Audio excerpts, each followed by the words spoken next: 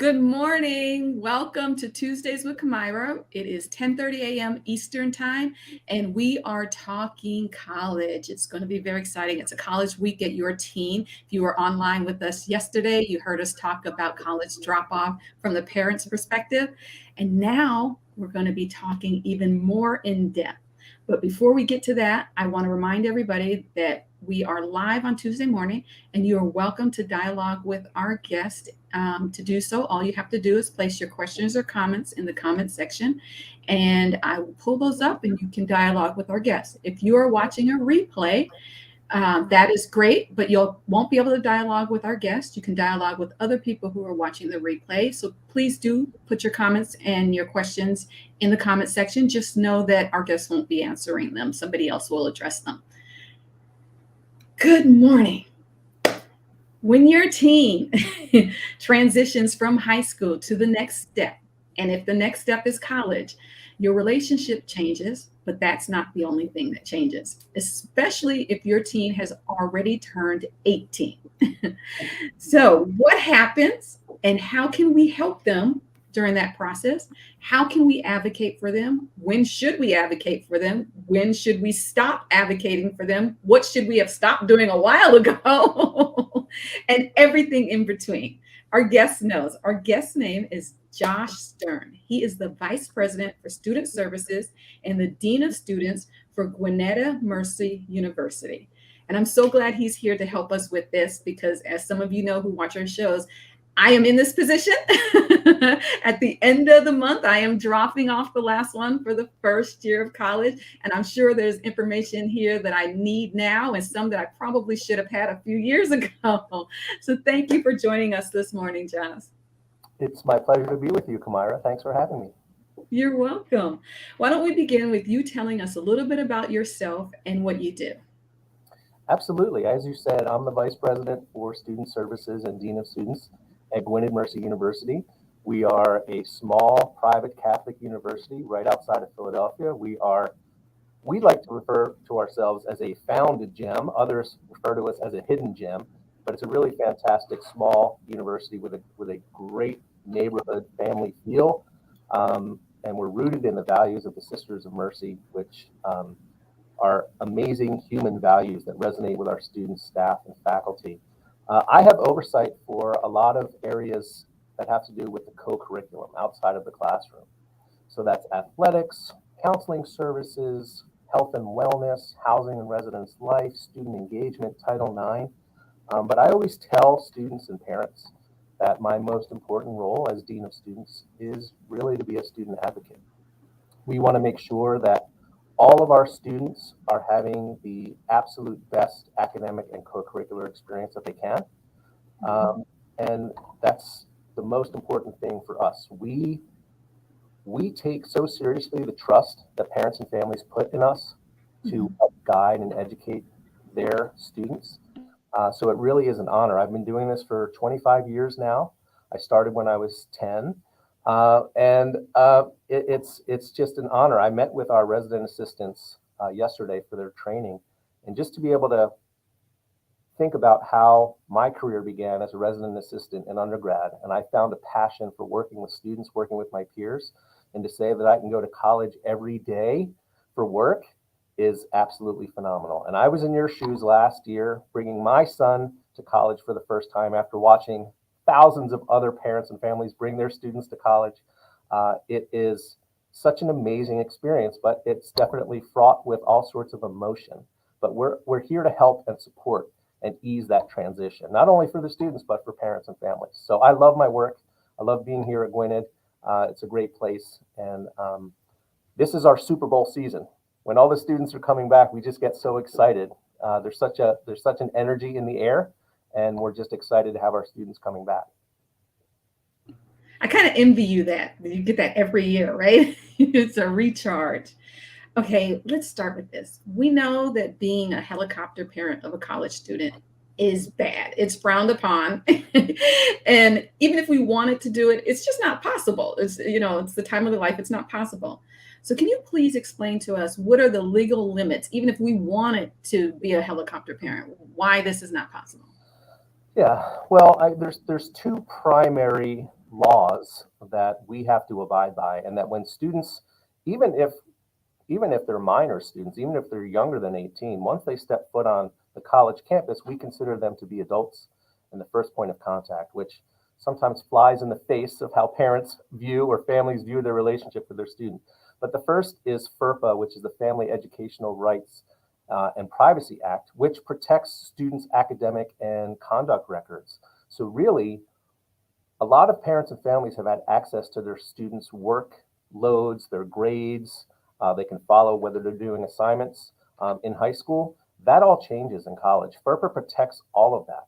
So if you as a parent or family member want to know how your student's doing in class or wants to know if they're doing something conduct related, you can't have access to any of that information without your student's approval. And that is shocking for some parents and families who had access to all this information. And the other is HIPAA, which has to do with medical records, which most parents and families are familiar with. But again, if you have a student who is involved with a medical practitioner or psychological practitioner, sometimes they will talk to you about that treatment. But once they come to college, HIPAA protects that as well. So again, the student will be the first point of contact. They are legally protected, their privacy is protected, and you have to negotiate with your student how you're going to get access to that information if you want it. Okay. So someone said to me yesterday, one of my coworkers, and it's very true. I'm incredibly practical. So when our sons turn 18, we, do POA if it's necessary, that will kick in if it's a power of attorney, if it's necessary, and health designee, if it's necessary, all these other things. I'm not using the correct terms. I'm hoping you'll save me. Are these necessary? Do you recommend them? Well, I think it depends on the situation. Every family situation is different. You have some students who have had IEPs that may have been in special education. So we have directors of accessibility services who work with the students, and parents often want to talk with the director of accessibility services to make sure the student's getting the appropriate accommodations in the classroom and maybe even outside the classroom. In those cases, it's absolutely appropriate. We have all sorts of waiver forms that allow students to, sign their life away. And what I always tell parents and families is, rather than do that, why don't you, as part of your conversation with your teen who's going off to school, have the conversation. What are your expectations as a parent or family member for your student in terms of communication and sharing information? It's so important to set that expectation. So while there are legal waiver forms that you can sign or force your student to sign so you have access, I much prefer, and after years of having these conversations with students and parents, I strongly encourage that relationship where you're just talking directly to your student and say, hey, we just need to know this and we need you to stay in touch and we need you to provide us this information. And just for clarification, what we've done is in the middle. It's if there's an emergency, these things kick in. Yeah. But it's not total coverage that we can access financial information or medical information just because we're curious. It's, if there's an accident and there's the hospital, I want the doctor to come to me and tell me things. Absolutely. Absolutely. So especially in emergency situations, we're always collecting emergency contact information. I often tell parents and families of students, especially if they're a residential student, we always have 24-hour public safety coverage. We have 24-hour residence life staff coverage. So we're going to respond to a medical emergency. But if a student is in such a state medically that they don't have the ability to tell us not to call you, we're going to call you. We're not their parents. We're not their family members. And we certainly don't want to keep you in the dark.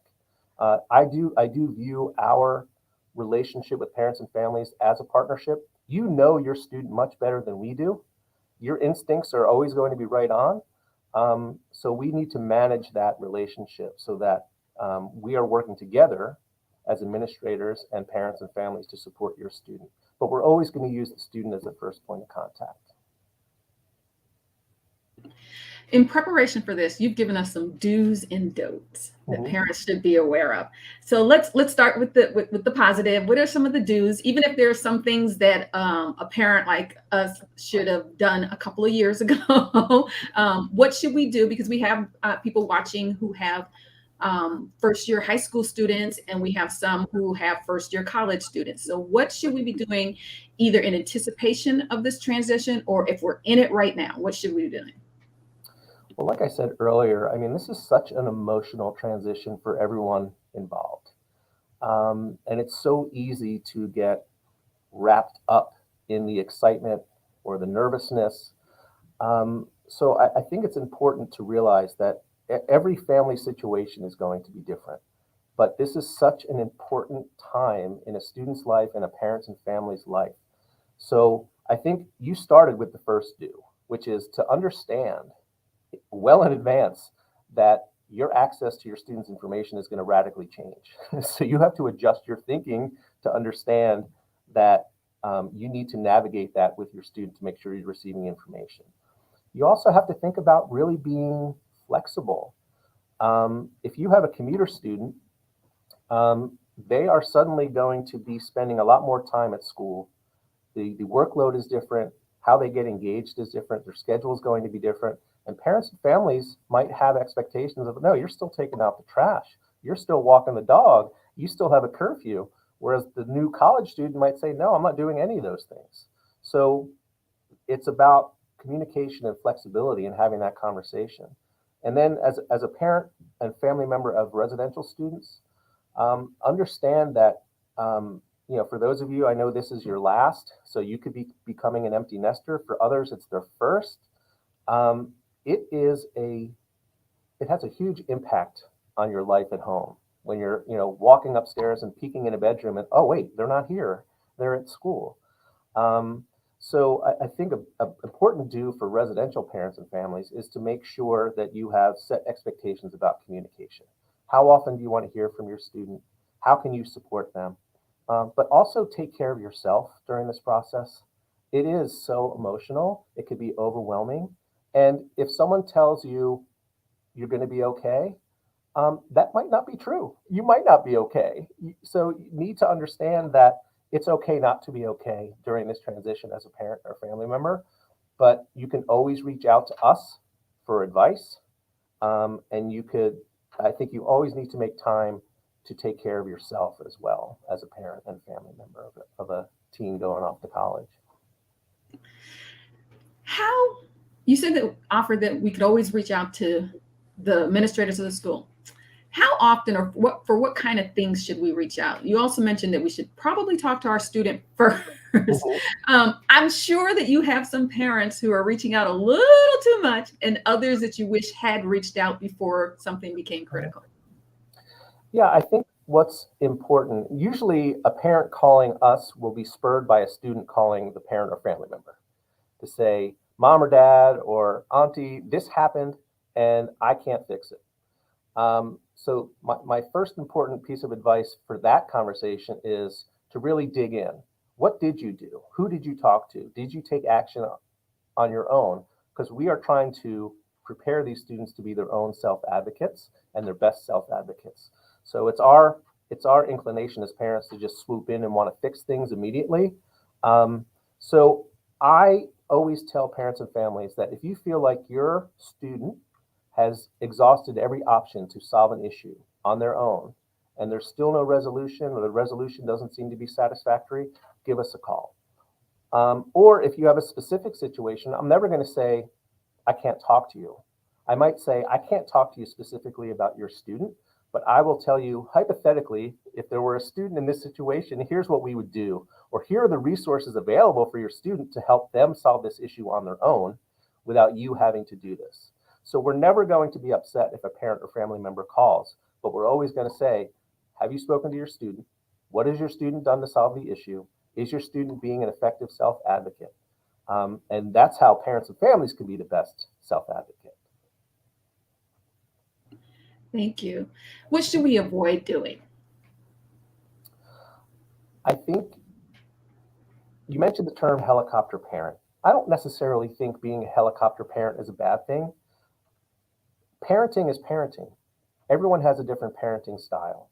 So I'm not going to say that the way someone parents is negative. But what I think parents and families should avoid doing is trying to solve students' issues for them, trying to swoop in and make phone calls or send emails to administrators or even the president to say, um, this isn't working.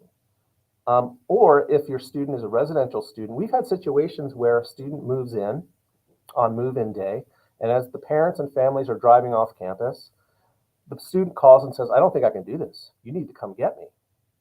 I tell parents as gently as possible, keep driving. you have to give the student space. The first 4 to 6 weeks are such a critical time, whether the student lives on campus or whether they're commuting from home. They are trying to acclimate to this environment.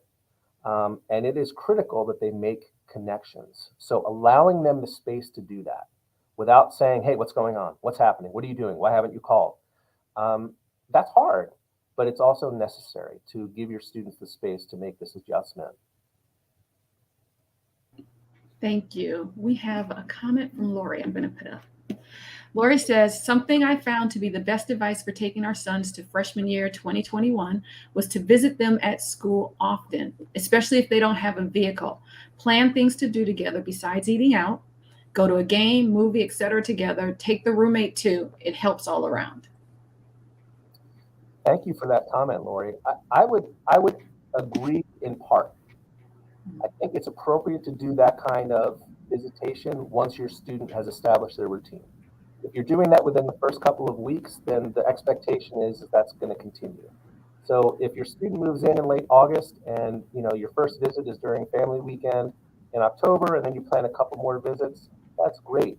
But I also want to strongly encourage that parents and families give students that space to make sure that they're having the ability to acclimate on their own. But again, every situation is different. Every student responds differently to that. Lori's son would have been like, great, this is awesome. Thanks for coming. Now I'm going back to my life at school, which sounds like that worked out perfectly for her. Yeah, and from my experience, just when I was an undergrad ages ago, and our older sons, they love the food. If you take them and friends for food, they love that. They don't have much use for you after that, but they love that. There was nothing better than someone's parent coming to town and everybody getting a decent meal, something that you normally couldn't get. Absolutely. There's nothing better than meeting your students' college friends and seeing the life they've made for themselves, whether it's on campus or bringing them back home. And especially, if you live closer to college and you have the ability to bring your students, roommates from a distance to your house, that's amazing because you get a great peek into their lives. As I mentioned, everyone here doesn't have a college freshman or a high school senior. So how can families with younger students prepare in anticipation of this time? Well, I, I vacillate here because my own personal philosophy with my kids is to try to let kids be kids. I think there's so much pressure on young people in terms of the college search process. I mean, things start so early in high school, and kids put a lot of pressure on themselves. So for me, the advice is if you're already thinking about college and you're worried about, testing and grades and extracurricular activities in high school, that's all well and good. But you really need to find the college that is the right fit for your student.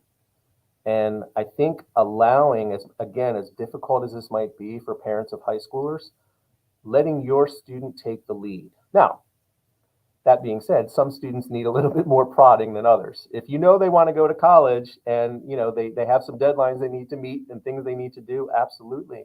But I would say that you should be partners with your student in that process, in finding a school that resonates with them. And the beauty now is we didn't have the internet. We didn't have virtual tours. I couldn't fly out to California from my home in New Jersey to visit a school if I liked it. Now you have so many wonderful resources and virtual tours on the web, so you can get a good feel of the place. So I think allowing students the freedom, but giving them direction to really find a place that resonates with them and then making sure that they visit. Because there's nothing like a student coming to campus and feeling that feeling in their stomach that says, oh my God, this is the place for me. This is where I want to be. And that just makes me happy because that's the sign that the student is going to be successful because they're finding a place that is a fit. Before I ask the next question, Lori says her son came home once in the fall and once in the spring. So the trips up to see him on campus and on his terms were healing for all of them. That's wonderful. Absolutely. I, we dropped my son off at college and we had to wait until late October for family weekend because his college is, 5 hours away. And I couldn't wait to see him. I couldn't wait to let him show me around campus and show us his new home. As painful as it's to say that that's his home now. But absolutely, I think it's important. I think you know your student best, so you know whether having a visit is going to be healing or having a visit is going to be like, oh, take me home with you. I don't want to stay.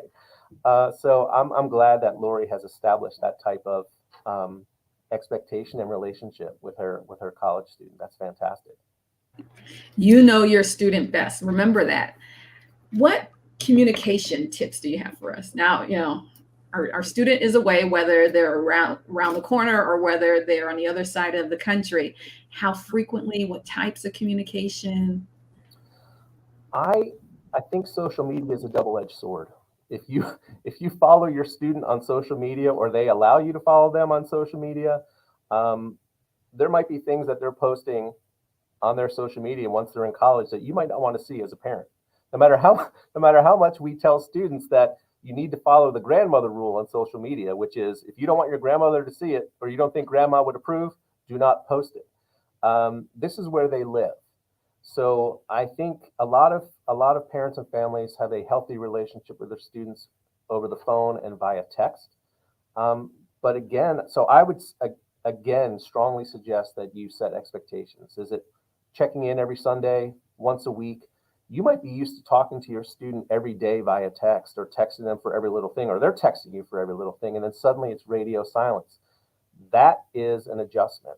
So I think parents and families need to prepare themselves for somewhat of a communication black hole for a period when students go to school. Um, but to just check in, let them know, hey, we haven't heard from you in a while. Just give us a text, let us know you're okay, or let's set up a time to talk. Um, if you set those type of realistic expectations, you won't be disappointed when you don't hear from your student for a little bit. Thank you.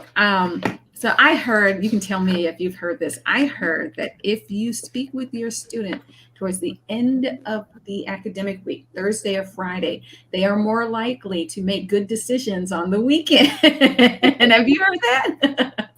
That's interesting. I think that really depends on your particular student. I think it also depends on the quality of the conversation. Um, but yeah, I mean, college life is definitely different, and I think ultimately students are going to make decisions based on the expectations you set for them at home. And but we also have guardrails. We have staff. We have administrators. We have resident assistants. We have peer mentors. We have people here to make sure that yes, we know they're going to test limits. We know they might experiment with things that they haven't experimented with before. Um, but we're here to help them if they slip up, if they make some mistakes. We're here to educate them. We're here to guide them. We're here to keep them safe.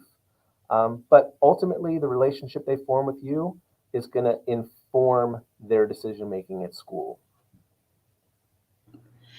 Josh gave us a wonderful document. We're going to put it up in the comment section piece by piece. We've been putting some of the information up. So you should be sure to check the comment section as we go along and after the conversation, because the comment section will extend beyond the conversation. But what is it that we haven't touched upon that you want to make sure that people absolutely know before this conversation is over? Um, I think the most important. There's so many things. I just have to reiterate self care. We get lost living vicariously through our students' experiences, and rightly so. We're parents. We're proud of our students. We're proud of our teens. We're so excited for them. But sometimes our own sanity or our own mental health can get impacted by that because there's all this rush of activity, and then suddenly they're at school, and then oh my God, what now? Everything is different.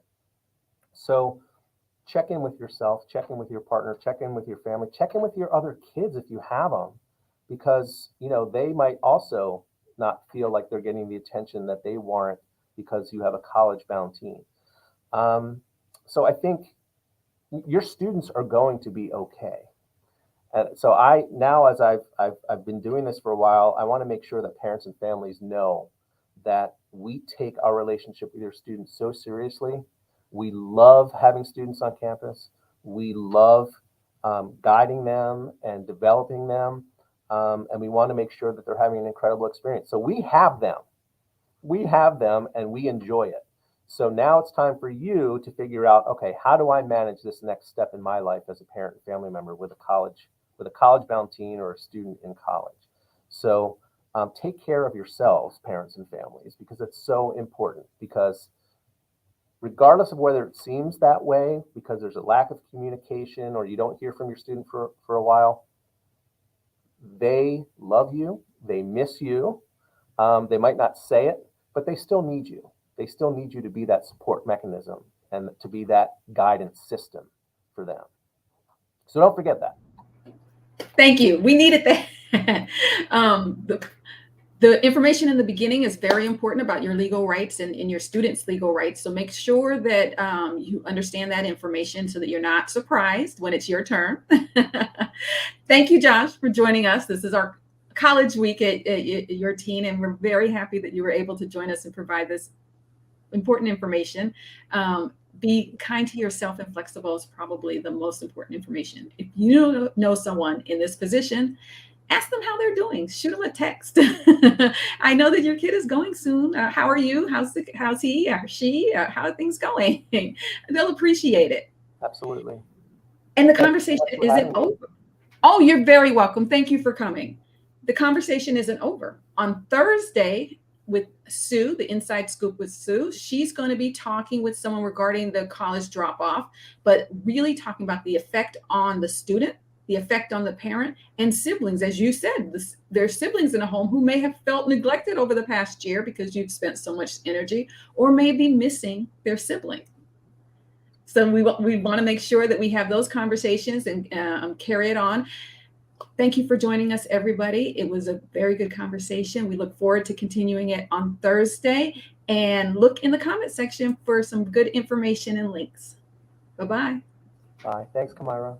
You're welcome.